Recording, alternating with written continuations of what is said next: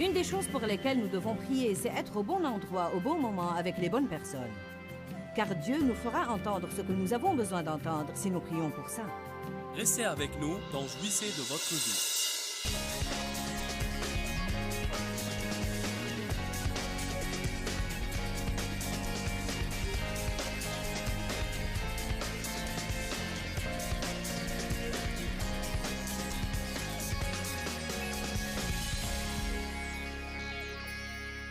La Bible enseigne que les paroles qui sortent par notre bouche révèlent la condition de notre cœur.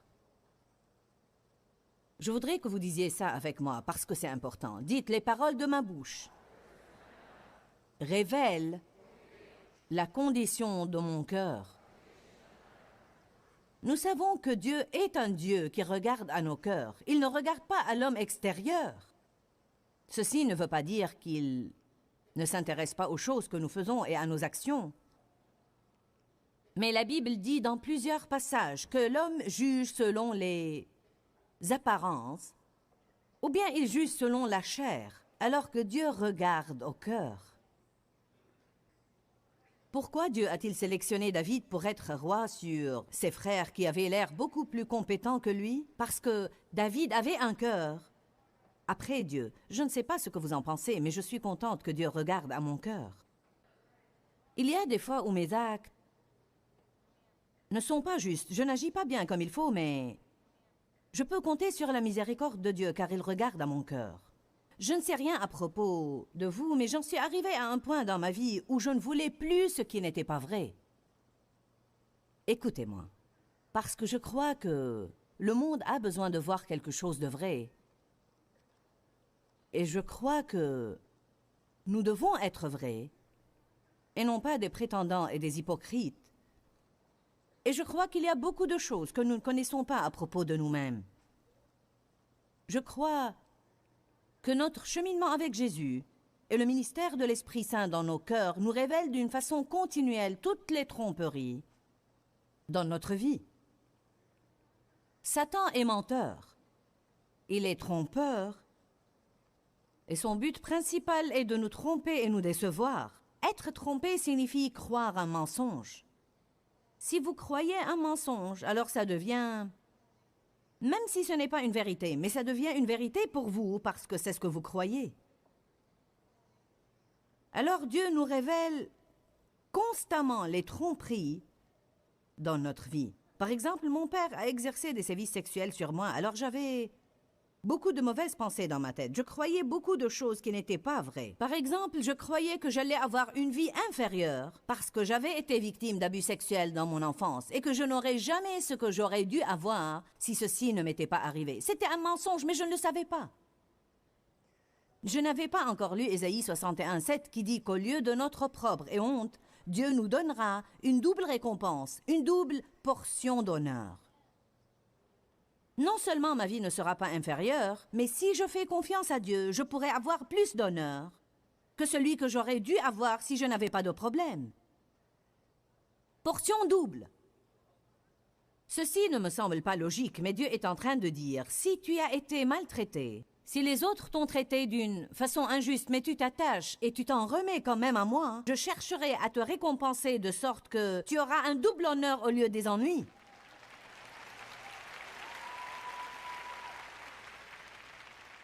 Je n'exagère pas, croyez-moi. C'est la vérité.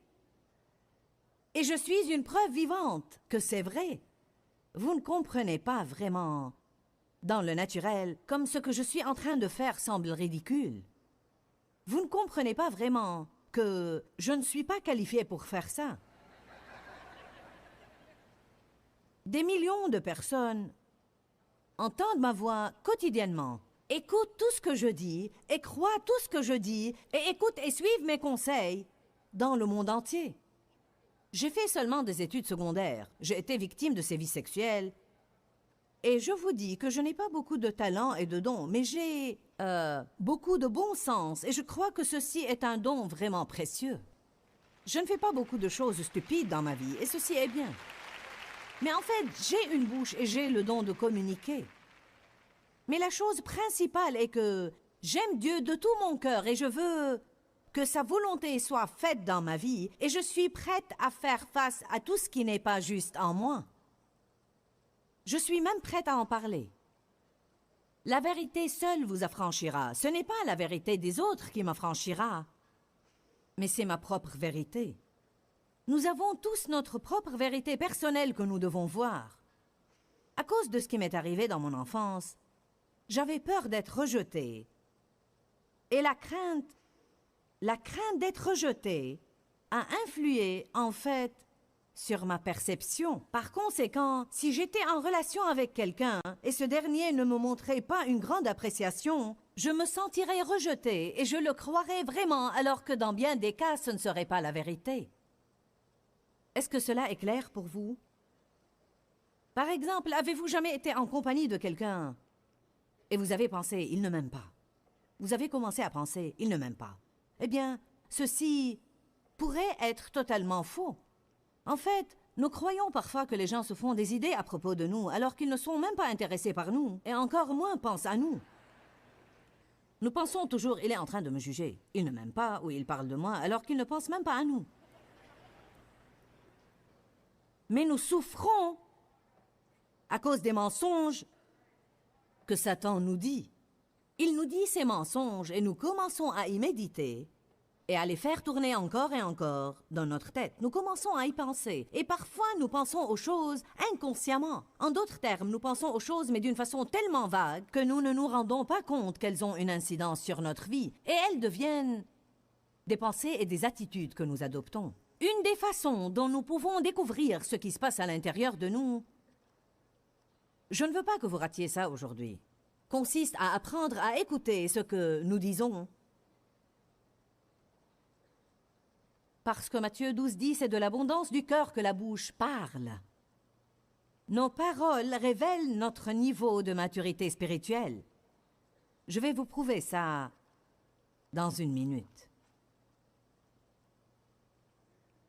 Il m'était merveilleux, dans ce séminaire, de permettre au Saint-Esprit de maîtriser ma bouche et de coopérer avec Dieu pour contrôler ma bouche, parce que je suis un vrai moulin à parole, et les moulins à parole ont un problème dans ce domaine. Y a-t-il parmi nous d'autres moulins à parole? Bon.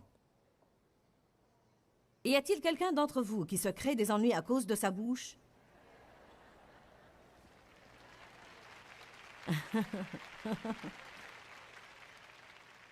Seigneur, aie pitié de nous. J'avais à travailler sur ça avec Dieu dans ma vie. Mais j'essayais dernièrement parce que le Saint-Esprit me conduisait dans un nouveau tour. Avez-vous jamais remarqué que Dieu vous apprend quelque chose pour un moment, il passe à autre chose, puis il revient à cette première chose que vous avez cru déjà régler et vous découvrez qu'elle ne l'est pas? J'essayais d'écouter ce que je disais. Il est étonnant combien de fois quelque chose pourrait aller mal et nous voulons immédiatement trouver quelque chose ou quelqu'un à qui attribuer la responsabilité. Que sommes-nous en train de faire par là? Nous sommes en train de renoncer à porter la responsabilité. Si je peux la rejeter sur quelqu'un d'autre, je me sentirai libre. C'est étonnant combien de fois nous jugeons les autres, nous les critiquons et nous les dévalorisons, et peu importe ce que vous voulez appeler ça. Je peux vous prouver bibliquement que chaque fois que nous jugeons quelqu'un sévèrement, c'est parce que nous avons un esprit de fierté. Nous avons une trop haute opinion de nous-mêmes, et nous pensons « je ne ferai jamais ça » ou bien « je ferai un meilleur choix. J'aurai une solution à ça, je pourrai faire ça plus rapidement. » Combien d'entre vous ont un problème d'impatience? Eh bien, vous savez quoi? L'impatience est le fruit de la fierté. Car nous croyons que nous ne sommes pas censés attendre. Quelqu'un comme moi n'attend pas. Je veux ça et je le veux maintenant. Si vous ne bougez pas aussi rapidement que je le veux, alors vous avez un problème. Comment pourriez-vous être aussi lent? Et comment pourriez-vous être aussi stupide? Allez, je vous dis la vérité. Je veux voir quelques sourires ce matin. Montrez-moi votre approbation d'un signe de tête. Pas comme si je me tenais là à vous raconter une histoire triste. Je veux que vous soyez d'accord avec moi. Amen?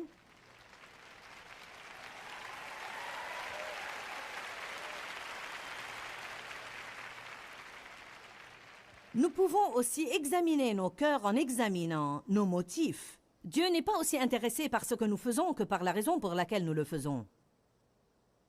Les motifs sont très importants. Vous pouvez offrir un cadeau à quelqu'un parce que vous l'aimez, mais vous pouvez aussi le faire pour essayer d'acheter son amitié. Ou bien même, vous pouvez lui offrir un cadeau pour qu'il vous soit reconnaissant ou qu'il sente qu'il vous doit quelque chose. Nous n'aimons pas penser de nous-mêmes de cette façon. Mais j'ai découvert à travers les années que toutes ces choses-là étaient vraies d'une façon ou d'une autre, et c'est en faisant face à ces choses-là que j'ai été libérée de cet esclavage et je me suis élevée à un plus haut niveau, de sorte que mon cœur était devenu plus pur auprès du Seigneur. Car Dieu veut que nous ayons des cœurs purs. Heureux ceux qui ont le cœur pur, car ils verront Dieu. Plus nous avons le cœur pur, plus nous reconnaissons Dieu, plus nous entendons sa voix, plus nous devenons sensibles à ses interventions dans notre vie.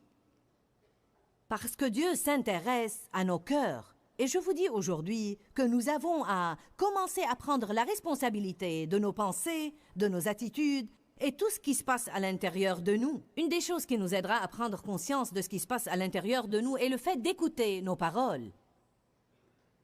Ce que nous disons. Matthieu 12, 34. Engeance de vipère. Si vous pensez que je suis sévère avec vous, vaut mieux que vous soyez content que ce ne soit pas Jésus qui vous prêche ce matin. Il a dit « Engeance de serpent ».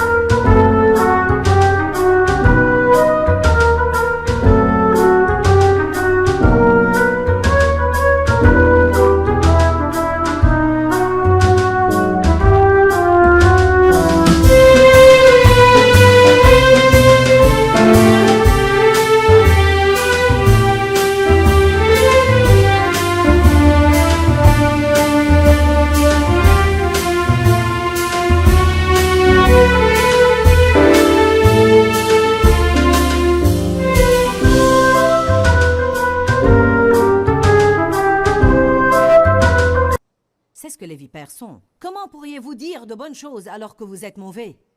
Car c'est de l'abondance, du débordement, du trop-plein du cœur que la bouche parle. L'homme bon tire de bonnes choses de son bon trésor intérieur et l'homme mauvais tire de mauvaises choses de son mauvais trésor intérieur. Je vous le dis, au jour du jugement, les hommes rendront compte de toute parole vaine, inopérante et inactive qu'ils auront proférée, car par tes propres paroles tu seras justifié et par tes paroles tu seras jugé et condamné. Je crois que tous les jours de notre vie, nous rendons compte de nos paroles. Je ne crois même pas que nous attendons le jour du jugement. Je veux dire par là que je crois vraiment en ce que la Bible dit dans Proverbe 18, 21, que la mort et la vie sont au pouvoir de la langue. Je crois que les paroles sont des conteneurs de puissance, et elles portent une puissance soit négative, soit positive. Elles portent une puissance soit créative, soit destructive. Si je dis ce qui est juste, j'obtiendrai de bons résultats, et si je dis ce qui est faux, j'obtiendrai de mauvais résultats. Et nous payons vraiment pour nos paroles. Et si je disais ça autrement, je dirais, nous mangeons nos propres paroles. Tout d'abord, je crois que ce que nous disons sort d'ici, puis passe par là, pénètre par nos oreilles, et ensuite arrive jusqu'en notre esprit. Nous lirons Proverbe 18, 21 dans un instant. Jacques 3, verset 2. Ouvrez vos livres. Jacques chapitre 3, verset 2. Cela faisait quelque temps que je n'avais pas lu cette écriture, mais quand je l'ai lue pour préparer ce message, j'ai pensé « Waouh !» Elle dit « Car nous bronchons tous et nous commettons des fautes de plusieurs manières. Si quelqu'un ne commet point d'écart en parole, la Bible amplifiée dit Si quelqu'un ne commet jamais des fautes dans ses paroles, c'est un homme parfait de caractère, bien développé, capable de maîtriser aussi son corps tout entier. Il dit, si quelqu'un peut en arriver au point où il n'offense pas Dieu, où il n'offense pas les hommes par ses paroles, alors il est complètement et totalement mûr spirituellement. Il est en fait mûr, parfait, et il ne manque de rien. Quelqu'un devrait dire « Waouh ». Nous nous rendons compte maintenant que nous sommes tous en train d'être transformés pour atteindre la perfection quand Jésus reviendra pour nous prendre. Et heureusement, tout ce qui n'est pas parfait et qui devrait changer, la Bible dit que ce sera changé en un clin d'œil. Alléluia! J'attends ce clin d'œil avec impatience. Parce que parfois, je me lasse de me débattre tout le temps. Mais nous changeons avec le temps si nous ne nous lassons pas et nous persévérons. La Bible dit qu'au fur et à mesure que nous lisons la parole, nous sommes transformés en l'image de Dieu. Et après avoir assisté à cette conférence, vous allez devenir plus glorieux dans votre comportement que vous ne l'étiez quand vous êtes venu ici. Vous allez voir des changements, vous allez agir différemment, vous allez penser différemment. Vous serez capable de maîtriser vos paroles pour quelque temps et ensuite vous aurez besoin d'entendre cela encore une fois. Parce que nous apostasions non seulement dans le domaine du salut. Mais ça va, c'est normal, et c'est pourquoi Dieu a désigné des prédicateurs et des enseignants. Une des choses pour lesquelles nous devons prier, c'est être au bon endroit, au bon moment, avec les bonnes personnes. Car Dieu nous fera entendre ce que nous avons besoin d'entendre si nous prions pour ça. Si quelqu'un ne commet pas des écarts en parole, n'offense ni Dieu ni les hommes par ses paroles, alors il est totalement et complètement mûr. Les paroles de nos bouches révèlent clairement le niveau de notre maturité spirituelle. Peu importe combien nous sommes pharisaïques, peu importe combien d'actes religieux nous faisons, peu importe à quelle fréquence nous allons à l'église, nous pourrions même citer le livre des psaumes chapitre par chapitre. Et puis aussi citer par cœur tout le livre des proverbes. Nous pouvons faire de bonnes œuvres et faire partie d'un comité religieux, mais la seule chose qui prouve vraiment notre niveau de maturité spirituelle sont les paroles de notre bouche. Parce qu'elles révèlent ce qui se passe dans nos cœurs. Jacques chapitre 1. Retournez une page. Verset 27 prouve ce que je viens de vous dire. Il parle de la religion exprimée par des actes extérieurs. Verset 26, excusez-moi. Il est dit, si quelqu'un croit être religieux et respectueux des manifestations extérieures de sa foi, sans tenir sa langue en bride, trompe son propre cœur, et sa religion est morte, vaine, futile et stérile. Il dit, si nous croyons que nous sommes spirituels parce que nous faisons de bonnes œuvres, nous allons à l'église, nous pouvons citer des écritures et nous avons des autocollants, des pins Jésus en strass et des magnétophones. Allez maintenant. C'est étonnant les choses qui, nous croyons, nous rendent spirituels. Peut-être qu'il y a quelqu'un qui porte son magnétophone avec lui au travail tous les jours, alors qu'en réalité il est suffisant dans son cœur, et quand il arrive au travail avec ses cassettes et son magnétophone, il juge tous ceux qui sont charnels et qui vont être charnels toute la journée, alors que lui écoute les cassettes de Joyce Meyer durant le déjeuner. Allez maintenant. La Bible dit, peu importe combien vous croyez que vous êtes religieux, la vraie épreuve de notre foi est, est-ce que nous tenons notre langue?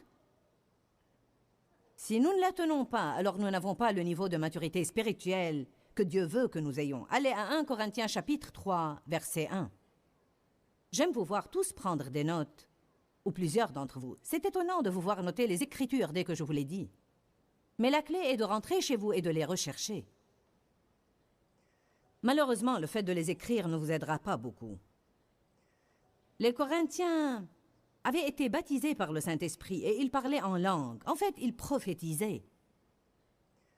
Et ils exerçaient les 9 dons, des paroles de sagesse, des paroles de connaissance et des miracles. Et pourtant, Paul leur a dit qu'ils étaient charnels. Intéressant. Pensez à ça. Ils exerçaient tous les dons. Ils voyaient de puissantes guérisons, des miracles, des prophéties, Ils parlaient en langue et les interprétaient. Puissance. Mais Paul leur a dit, « Vous êtes charnels. » Comment les a-t-il jugés ainsi? Je vous dis la même chose. 1 Corinthiens 3:1, « Je n'ai pas pu m'adresser à vous comme à des hommes spirituels. J'ai dû vous parler comme si vous étiez des hommes charnels, des êtres en chair, des hommes livrés à eux-mêmes. J'ai dû vous parler comme des petits-enfants dans la foi en Christ. » Voici ce que la Bible amplifiée dit, et je sais que ceux qui n'ont pas une Bible amplifiée, leur version ne dit pas ça, mais j'aime cette traduction dans laquelle Paul dit, je vais relire la dernière phrase, « J'ai dû vous parler comme des petits-enfants, dans la foi en Christ, des enfants incapables de parler. » Incapables de parler. Il dit, vous êtes incapables de parler. La première fois que j'ai lu ça, il y a quelques années, j'ai pensé, que voulait-il dire par là? Bien sûr qu'il pouvait parler. Mais avec le temps, Dieu m'a montré qu'il pouvait parler, mais il ne disait pas ce qui est juste. Paul a dit, je peux deviner de par votre conversation le niveau de votre maturité spirituelle. Je vous ai donné du lait et non de la nourriture solide, car vous ne pouviez pas la supporter. Et vous ne le pouvez pas davantage maintenant. Écoutez le verset 3. Car vous êtes encore charnel. Vous avez la nature de la chair, parce que vous êtes livrés à vos propres impulsions. En effet, puisqu'il y a parmi vous de l'envie, de la jalousie, des disputes et des divisions, n'êtes-vous pas charnels des êtres en chair, livrés à vous-même, et ne marchez-vous pas selon l'homme, et votre conduite n'est-elle pas toute humaine? Quelqu'un devrait dire « Oh wow, oh wow, oh non, oh oui ». Il a dit « Vous savez comment j'ai su que vous étiez charnel? Parce que vous êtes jaloux. Vous voulez ce que les autres ont. Au lieu de compter sur Dieu pour vous donner ce que vous êtes prêt à avoir, vous regardez les autres et vous les enviez pour ce qu'ils ont. Pourquoi le diable nous incite-t-il à juger les autres dans nos pensées? Parce que, de cette manière, il nous empêche de faire face à nos défauts. Si je peux passer tout mon temps à penser et à parler des défauts des autres, je ne pourrai jamais faire face aux miens. On parlait aujourd'hui d'un sujet dont tout le monde a besoin d'entendre parler une fois par semaine, et c'est la bouche. Vous savez quoi? J'avais beaucoup de problèmes avec ma bouche. Et je suis sûre que certains d'entre ceux qui nous regardent maintenant disent « Joyce, j'en suis témoin. Je me crée des ennuis à cause de ma bouche. Nos paroles révèlent la condition de nos cœurs. C'est de l'abondance du cœur que la bouche parle, et ceci révèle aussi notre niveau de maturité spirituelle. Nous devons parler à nos problèmes et non pas de nos problèmes.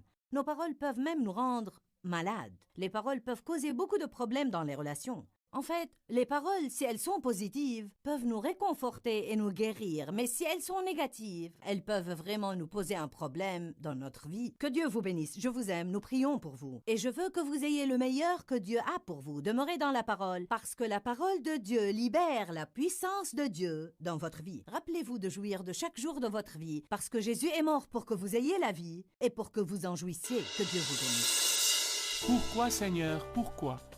Dans ce livret, Joyce Meyer nous enseigne à travers la parole comment être délivré de la confusion.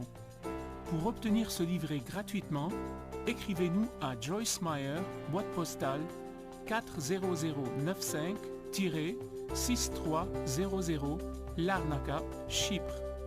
Ou bien visitez notre site web www.joycemeyer.org/fr.